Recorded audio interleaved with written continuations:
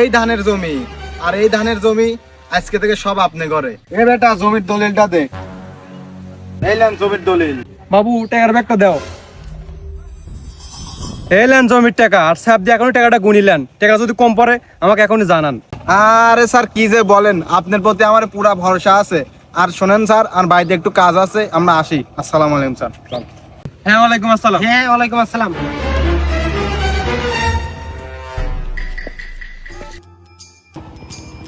আরে স্যার, আমরা তো সস্তা দামে ধানের জমিও পাইছি, আবার ধানও পাইছি। হ্যাঁ তুমি ঠিক কইছো অবশ্য। আরে আব্বা শোনো। কি বেটা? আব্বা আমরা তো একটা অকাম করে ফেলাইছি, সস্তা দামে জমিও দিলিম, সাথে আবার ধানও দিলিম।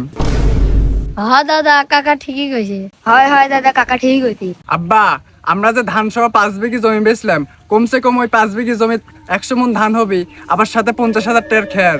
হ বেটা, তুই তো ঠিকই কইছু। আব্বা এমনি এমনি তো কিছু হয় না, ওখানে স্যাররা আছে, এখানে আমরাও আছি। চলেন স্যার গায়ের সাথে কথা বলি, যদি কিছু টাকা বাড়ানো যায়। হ্যাঁ বেটা, তুই তো ঠিকই কইছু, চল যাই ওদের সাথে কথা বলি। চলেন।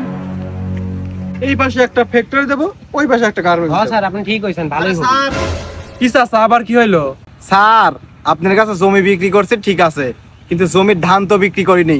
আপনি একটা কাজ করেন, যদি জমির ধান লিবির চান আরো কিছু টাকা বাড়াই দিন।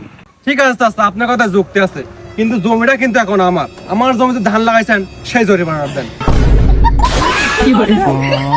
আরে স্যার এমনি একটু মজা করলাম, আপনার জমির ধানের টেয়াদাই নেওয়া যায়। এবারে চল।